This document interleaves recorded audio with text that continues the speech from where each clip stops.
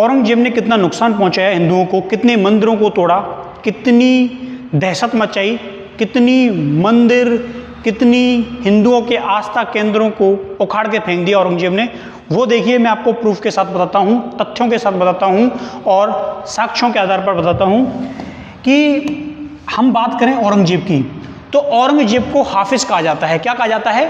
हाफिज कहा जाता है। यानी कि औरंगजेब ने कुरान जो है ना, इस कुरान को कंठस्थ याद कर लिया था, इसको रट रखा था, इसलिए इसको क्या कहते हैं? हाफिज कहा जाता है। और दूसरा, इसको जो शरीयत और हदीस के रूल्स हैं, नियम हैं, इन परंपराएं हैं, वो भी इसको याद थी। तो ये पहला ऐसा शासक आप लोग मान लीजिए मुगलों के अंदर जिसको पूरी कुरान कंठस्थ याद थी और शरीयत और हदीस के जो परंपराएं हैं, नियम हैं, ये भी इसको याद थे। इसलिए इसको क्या कहते थे? जिंदा पीर कहते थे। और जैसे ये शासक बनता है, इसने शासक बनते ही सबसे पहले क्या किया? जो पारसियों का त्योहार होता है नौरोज, यानी कि जब 9 दिन तक चलता था ये, जब कोई राजा जो है वो राज्याभिषेक करता था, तो उसके बाद नौरोज जो बनाए जाते थे उनको प्रतिबंधित कर दिया, बैन कर दिया कि भाई हमारे दरबार में इन नौरोज त्योहार का कोई काम नहीं है, ये नहीं मनाया जाएगा। इसके बाद इसके द्वारा क्या किया गया था? शराब, दारू पूरी सल्तनत में, अपने साम्राज्य में बैन कर दी कि जहाँ जहाँ तक हमारी सीमाएं हैं, कोई भी आदमी दारू नहीं बेचेगा, कोई भी आदमी जुआ नहीं खेलेगा, कोई भी आदमी और महिला वेश्यावृत्ति नहीं करेंगे। वेश्यावृत्ति का जो काम है, खेल है, वो बैन कर दिया। ये काम तो इसने ठीक किए, 3-4 जो मैंने अभी काम बताए हैं, ये काम तो इसके ठीक थे। वेश्यावृत्ति बैन, जुआ बैन, शराब बैन, दारू बैन, सब कुछ बैन हो गई। लेकिन अब जो काम करेगा वो दिल दहलाने वाले थे। सबसे पहले बात करें कि कुछ इस्लाम की मान्यताओं के अनुसार जो चीज़ें थी उनको भी इसने बैन किया। जैसे कि पायजामे की जो लंबाई है ना, ये पायजामे की लंबाई तय कर दी। आप लोग देखा करो, बहुत सारे मुसलमान होते हैं वो पायजामे को ऊपर पहनते हैं, यानी कि पैर से 4 फुट जो है, 4 अंगुल जो है वो ऊपर पहनते हैं। तो ये नियम जो है वो औरंगजेब के द्वारा बनाया गया। औरंगजेब ने भी अपने साम्राज्य क्षेत्र में ये आदेश थे कि पायजामा जो होता है उसकी लंबाई तय होनी चाहिए कि वो कहाँ तक है। तो कम से कम वो अपना जो ज़मीन होती है, ज़मीन से 4 अंगुल ऊपर होना चाहिए। वैसे नई जनरेशन के तो खूब ऊंचे पहनते हैं। इसके अलावा 4 अंगुल से बड़ी जो है ना वो दाढ़ी नहीं होनी चाहिए। आप लोग देखा करो, अपने यहाँ पे दाढ़ियों को लटका के घूमते रहते हैं, है ना, यहाँ तक की दाढ़ी लटका के घूमते हैं।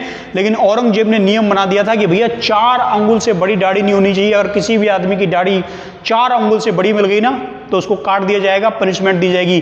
तो मुसलमानों को भी सख्त किया था कि किसी भी, ये जो हमारे यहाँ घूमते रहते हैं ना इधर उधर, इनको पता भी नहीं है इतना, लेकिन औरंगजेब ने नियम बनाया था कि हमारे साम्राज्य क्षेत्र में किसी भी आदमी की 4 अंगुल से बड़ी दाढ़ी जो है वो नहीं होनी चाहिए। ये रूल किसका था? औरंगजेब का था। झरोखा दर्शन जो होता है इसको भी औरंगजेब ने बैन कर दिया था कि कोई झरोखा दर्शन नहीं होगा, कोई भी राजा के दर्शन नहीं करेगा। ठीक है, अपने काम दाम करो। ये डेली आ जाते हो, खड़े हो जाते हो देखने के लिए। आजकल आप देखते हैं ना, सेलिब्रिटी जो होती है इनके बर्थडे आते हैं तो लोग पहुंच जाते हैं इनके दर्शन करने के लिए। इसको भी एक टाइप से झरोखा दर्शन ही कहते हैं। तो इसको भी बैन कर दिया। तुलादान को भी औरंगजेब ने बैन कर दिया। यानी कि राज्याभिषेक के समय जितना वजन शासक का होता था उतने वजन के रुपए पैसे जो हैं वो धन संपदा शासक जो है वो दान करता था जनता में। औरंगजेब ने कहा था फिजूल खर्ची की कोई अपने यहाँ पे जरूरत नहीं है, बैन करो इसको भी बैन किया। कब्रों पर चूना पोतना, हमारे यहाँ पे जो थान होते हैं ना, थानों को पोत देते हैं। तो कब्र जो होती थी, जो मुस्लिम थे उनकी जो कब्रें थी उनको जो पोतने की परंपरा एक बार बीच में चल गई थी। औरंगजेब ने कहा कि कब्र जो है वो मूल स्वरूप में रहेंगी, इनको पोतना बंद। ठीक है, कोई किसी भी रंग का जो कलर है वो करना ही नहीं है। इनको उसी के जो मूल रूप है वो उसी में रहेंगी, जैसी बनी है वैसी की वैसी रहेंगी। इन पर ये चूना वूना पोत देते ना, हरा भरा कर दिया इनको, ऐसा वैसा कर दिया, कोई नहीं पोतेगा इनको। इसके अलावा फकीरों की जो कब्र हैं इस पर महिलाओं के प्रवेश को बैन कर दिया कि फकीर की जो कब्र हैं किसी भी कब्र पर कहीं कोई महिला नहीं जाएगी। ठीक है, अगर मेरे को पता चला तो पनिशमेंट मिलेगी। तो महिलाओं के कब्रों पर जाने पर रोक लगा दी औरंगजेब के द्वारा। इसके अलावा इन्होंने एक और काम किया था कि जो पीरों की जो मज़ारें थी उस समय, उन मज़ारों पर लोग अपनी आस्था स्वरूप दीपक जला के आते थे। तो औरंगजेब ने भी इसको धर्म विरुद्ध माना, कहा कि ये जो दीपक जलाने की परंपरा है ये हिंदुओं की है, हमारी नहीं है। तो कोई भी किसी भी की भी कब्र पर कोई दीपक नहीं जलाएगा, किसी की भी कोई मज़ार पर कोई दीपक नहीं जलेंगे। औरंगजेब ने इस पर भी बैन लगा दिया। और सबसे अंत में जो रेशम के कपड़े पहने जाते हैं उन रेशम के कपड़ों के पहनने पर भी रोक लगा दी। तो ये इंपॉर्टेंट रोकें थी जो इन्होंने अपने ही लोगों के ऊपर लगाई, ठीक है। इसमें कोई हिंदू नहीं आया अभी हिंदुओं का कुछ इसने किया नहीं, केवल और केवल मुसलमानों के लिए रूल्स बनाए, है ना। पाजामा जो है वो कम से कम जमीन से 4 अंगुल ऊंचा होना चाहिए, 4 अंगुल की दाढ़ी है वो होनी चाहिए, दाढ़ी ज़्यादा लंबी जो है वो नहीं रखनी है। इसके अलावा झरोखा दर्शन पर बैन लगा दिया, तुला दान पर बैन लगाया, कब्रों पर चूना पोतना यानी कि सफ़ेदी वफेदी जो है ये नहीं करेंगे, फ़कीरों की कब्रों पर जो महिलाएं इसको बैन कर दिया, पीरों की मजार जो है इस पर दीपक जलाने का बैन किया, और रेशम के कपड़े जो हैं ये भी पहनने पर बैन लगा दिया। अब जो है अब आता है हिंदुओं का। अकबर ने हिंदुओं पर क्या क्या बैन लगाई, हमने मुसलमानों का तो पढ़ा, लेकिन अब हिंदुओं का आता है कि भैया हिंदुओं पर औरंगजेब ने क्या बैन लगाए। नई जनरेशन बहुत कुछ सोचती है, लेकिन हम फैक्टों के आधार पर बात करते हैं कि जो हिंदू जो हैं वो अभिवादन करते हैं, ठीक है। जो भी इनके अभिवादन का तरीका था, कोई राम राम सा कहता है, कोई नमस्कार कहता है, कोई और राधे कृष्णा कहता है, कोई सीताराम कहता है, कोई जो भी कहता है, औरंगजेब ने इस पर बैन लगा दिया और कहा था कि केवल आपको क्या कहना है, आपको सलाम अलैकुम कहना है। इसका अर्थ होता है सबको शांति मिले। इस्लाम के अंदर ये चीज़ प्रचलन में थी, तो हिंदुओं के अभिवादन पर औरंगजेब ने बैन कर दिया, रोक लगा दी और कहा कि केवल और सभी जो लोग हैं वो एक दूसरे से अभिवादन करेंगे तो क्या कहेंगे, सलाम अलैकुम, यानी कि सबको शांति मिले, इस प्रकार अभिवादन जो है वो किया जाएगा। सबसे पहले ये रोक होती है। इसके अलावा जो पांचांग कैलेंडर अपना होता है, इसके अंदर हिंदुओं के त्योहार या रूल से जो दिनचर्या बनी होती है पंचांग कैलेंडर, उसको भी औरंगजेब ने अपने शासन में बैन कर दिया कि कोई पंचांग कैलेंडर हमारे शासन में नहीं चलेगा। इसके अलावा जो हिंदुओं के मेले होते हैं, इन हिंदुओं के जो धार्मिक मेले होते थे, किसी भी चीज़ से वो रिलेटेड हो, किसी भी साधु संत से रिलेटेड हो, कोई भी जयंती हो, इन पर भी औरंगजेब ने बैन लगा दिया। इसके अलावा तिलक लगाने पर औरंगजेब ने बैन कर दिया था कि कोई भी आदमी मेरे शासनकाल में या मेरे दरबार में तिलक नहीं लगाएगा। तिलक टीका दोनों को औरंगजेब ने बैन कर दिया था। इसके अलावा अगर बात करें तो टैक्स लगाया था, और टैक्स जो है वो दोनों पर लगाया गया, लेकिन मुसलमानों पर जो टैक्स लगाया गया था वो 2.5% लगाया, और हिंदुओं पर जो टैक्स लगाया गया था वो 5% लगाया गया था, यानी कि डबल, ठीक है। तो यहाँ पर भी मुसलमानों के प्रति सहानुभूति थी। अब इसके अलावा हिंदुओं पर और क्या किया, जजिया नामक जो टैक्स है वो गैर मुस्लिमों पे लगता था, तो ये भी औरंगजेब के द्वारा लगाया जाता है। इसके अलावा यमुना और साबरमती जो नदी हैं, इन यमुना और साबरमती नदी के किनारे बहुत सारे लोग जो हैं वो सब दान करते थे, अंतिम संस्कार करते थे, तो इस पर भी औरंगजेब ने बैन लगा दिया कि कोई भी आदमी यमुना नदी के किनारे और साबरमती नदी के किनारे जो है वो सब दान नहीं करेगा, शव जो है इनको नहीं जलाएगा, नहीं फेंकेगा, इससे नदियाँ जो हैं वो बेकार होती हैं, दूषित होती हैं, तो ऐसा भी नहीं करेगा, ठीक है। इस्लाम अगर कोई भी, औरंगजेब ने एक नया नियम बना दिया, अगर कोई भी आदमी, औरंगजेब ने एक नियम बनाया कि कोई भी आदमी, कोई भी हिंदू अगर मुसलमान बनेगा, इस्लाम स्वीकार करेगा, तो उसकी सज़ा माफ़ कर दी जाएगी, उसे 4 आने उस समय पेंशन दी जाएगी। तो 4 आने पेंशन की व्यवस्था भी औरंगजेब ने की कि आप मुसलमान बन जाओ और उसके बाद आपकी जितनी भी सज़ा है, जेल में आप काट रहे हो, वो पूरी की पूरी माफ़, और पेंशन भी दी जाएगी। तो 4 आना पेंशन, और इस्लाम अगर स्वीकार कर लिया, अगर कोई युद्ध बंदी है उसने इस्लाम स्वीकार कर लिया, तो उसे छोड़ दिया जाएगा, आज़ाद कर दिया जाएगा। तो इस प्रकार की सुविधाएं कहें या बंदिशें कहें, ये औरंगजेब ने अपने शासन क्षेत्र में लागू की।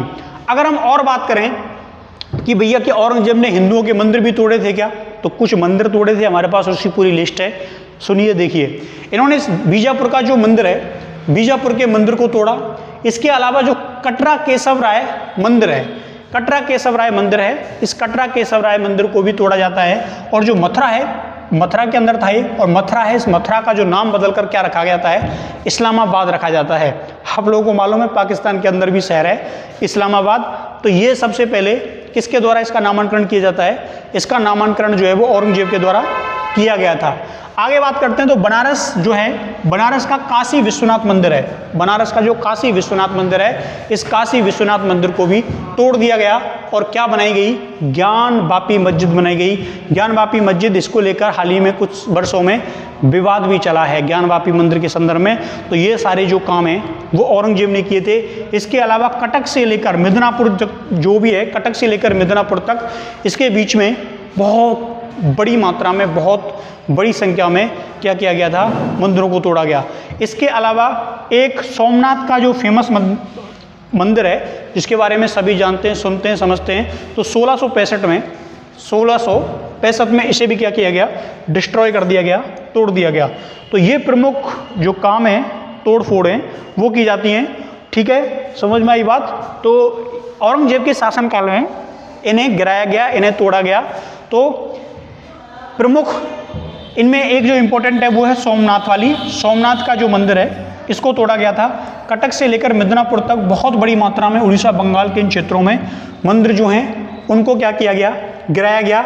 इसके अलावा बनारस का जो काशी विश्वनाथ मंदिर है, इस बनारस के काशी विश्वनाथ मंदिर को भी तोड़ा जाता है। ज्ञानवापी जो मस्जिद है, इस ज्ञानवापी जो मस्जिद है, इस में इसको बदल दिया गया था तोड़ फोड़ के।